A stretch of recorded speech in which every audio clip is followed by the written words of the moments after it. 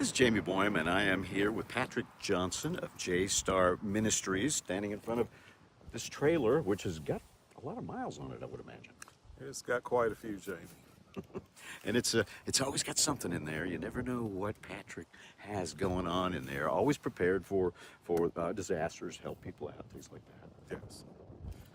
And you decided to do a little expansion on your property just to be prepared, right? Yes, absolutely. What are some of the things you've done out here?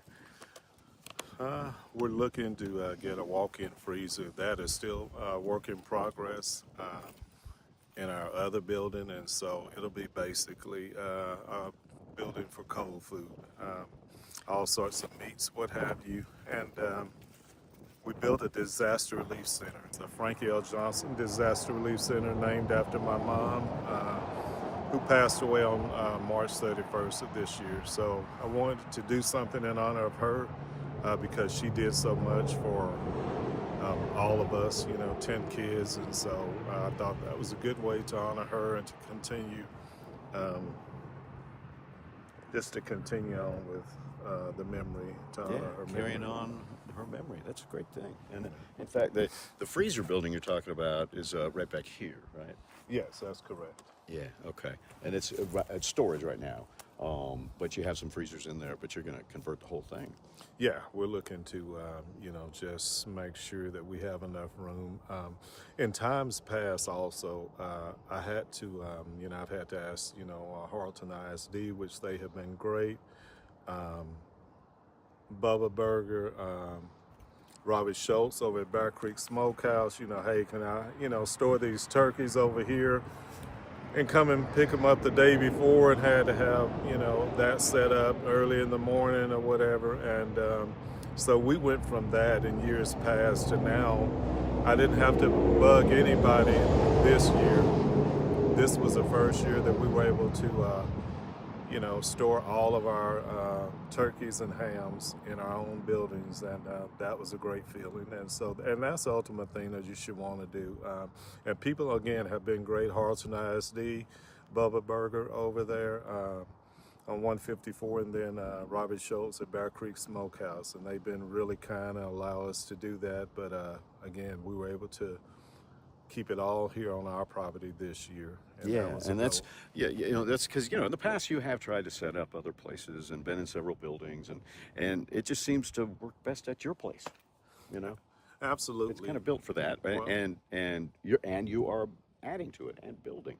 Absolutely, Yeah. There's no place like home. So we just want to build here and have the space and have the buildings here to be able to do pretty much anything that we want as far as helping people and housing different items and supplies that people need, whether it's food, whether it's, all sorts of the supplies that they need, that we utilize for disaster relief. I mean, it needs clothing, things like that. Right. Well, let's take a walk over here to your building. And while we're walking by it, this container is fairly new too. Yes, this was a great purchase, having this container here. Doesn't leak or anything, and we can just kind of buy things throughout the year, toys and different things like that, keep them inside, out of sight, out of mind, and by the time Christmas gets here, we can open the doors, pull them out, and prepare for the giveaway. You painted it a color I like to call J-Star Blue. J-Star Blue, absolutely. Initially when we bought it, it was rust colored, and I'm sorry, I have to color coordinate. I said, no, we can't do that. So I called up a friend and said, hey, this is what I need. Can you help me out? And he was laughing, of course, but he came and he got it done for me. So we're very pleased. He just happened to have the right color blue. Just for you. Yes. That's right. That's right. And that also is color coordinated with this new building you have back here as well. Let's take a walk over there and take a look at it. Absolutely. All right. And so I guess, as you're, kind of taking on more people, doing some expansion as far as people that you serve, I guess you just realize you need more buildings.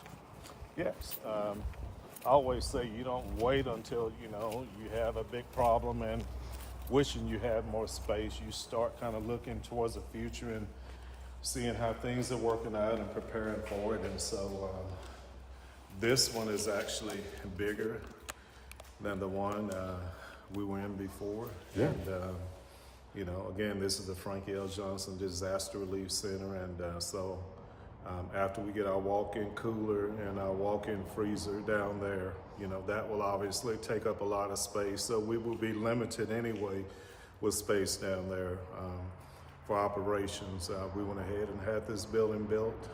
We had some gracious donors to take care of everything, and you know, we appreciate them, and the guys did a fantastic job. We're not talking about the porta potty. It's the one behind it. and that building, that's the one you want to convert to a cooler, right? Yes, yeah. Absolutely. Yeah. You know, again, more space, and like I said, this was the first year. We didn't have to bother anybody. We had our own space, and we're able to keep all the turkeys, all the hams, and periodically we just get donated meat by different individuals. You know, I had a guy donate a freezer, and the freezer that he bought was full of deer meat or whatever that he had processed, and so that really helped us out or whatever. So when people do things like that, we have been so blessed, because there's no way we're able to do this on our own. But when people bless us like that, that's how we're able to continue to serve more and serve more. It always works out. I don't stress about it. I just send up a prayer, and you know, the good Lord will always touch somebody's heart. I'll get a phone call or a text, and they'll say, hey, are you at home, or can I meet you tomorrow? This is what I want to do. Sure. And we go from there. And people are blessed because of it. Yeah, that's cool. So, yeah, it's, you know, do you have any more future plans? It looks like you're clearing some of the trees out of here, too. I guess a little concerned about storms knocking them down. Absolutely. We want to make sure that, you know, we're safe here, and that the buildings, you know, you'd hate to have a nice building built, people donate their hard-earned money and everything, and all of a sudden, you know, behind one storm or straight line winds, as we have had in the past, that, you know, it would take your building out. You know, looking towards the future, there will eventually be an SOS center over by the wooden fence. Oh, okay. Between the trees there. That's in the works. I've already talked with some people, and so probably for the year's end in 2026, we'll have another building up. It will be our SOS Center, Save Our Students Center. So what would happen in that? In the SOS Center, there'll be games, there'll be all sorts of equipment and things for the youth to utilize. So they'll talk about electronics, computers, things like that? Yes. Yeah, okay. So we're trying to improve and make things better, and a lot of times parents want people to come and have a safe place to come to. We'll have playground equipment, you know, we'll do our health fair / back to school event where we'll give out free school supplies. We'll have vendors everywhere. We'll have a food truck here. We'll do it bigger and better. We'll have our Veterans Day celebration here.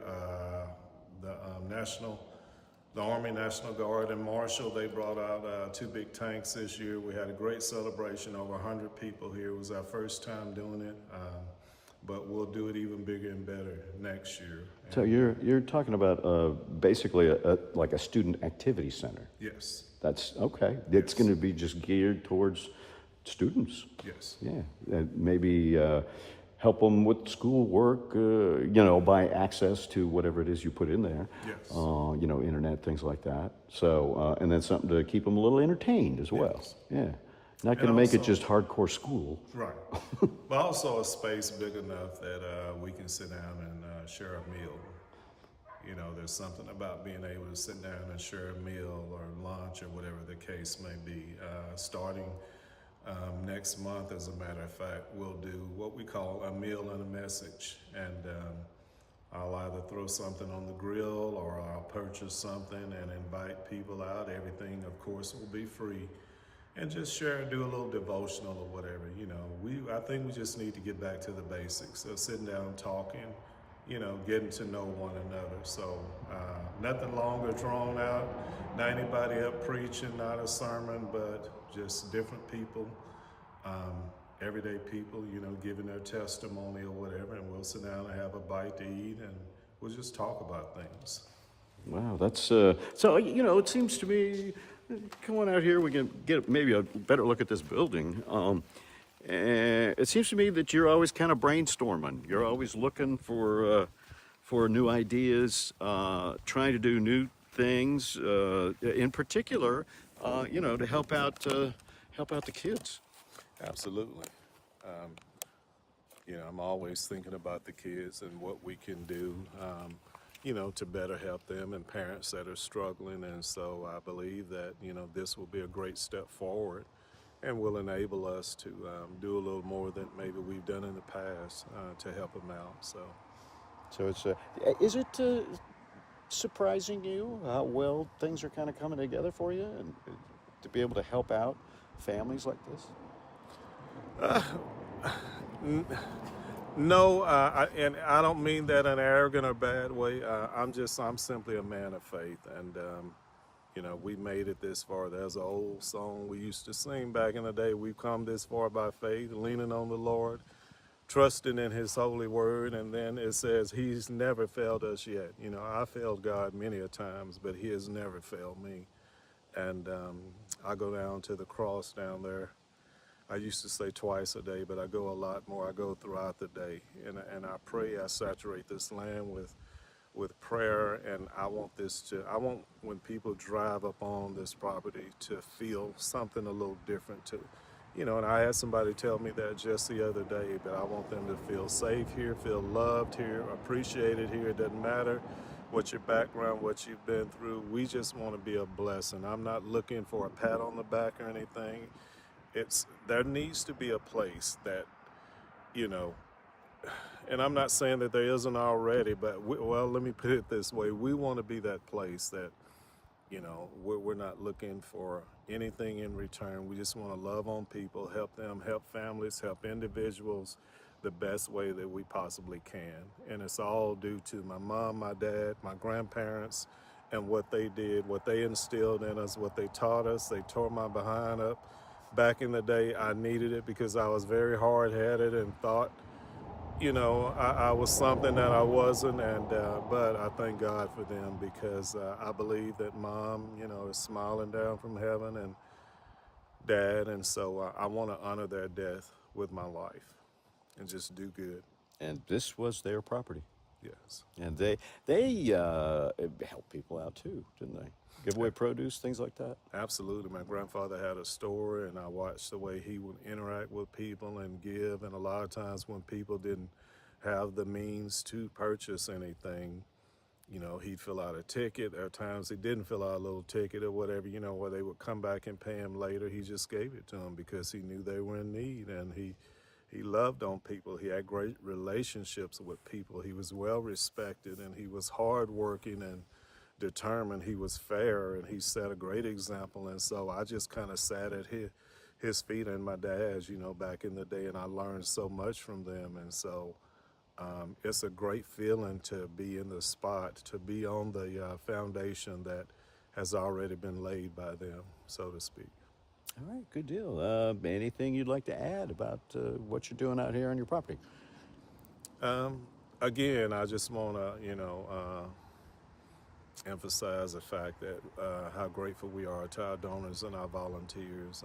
We're nothing without them. Our volunteers, rain, cold, it doesn't matter. They show up, they serve faithfully.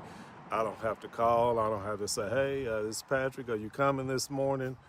They, and if they can't make it, they let me know ahead of time, and I really appreciate that. So I've got the greatest group of volunteers in the world, the greatest group of donors who help to make it happen.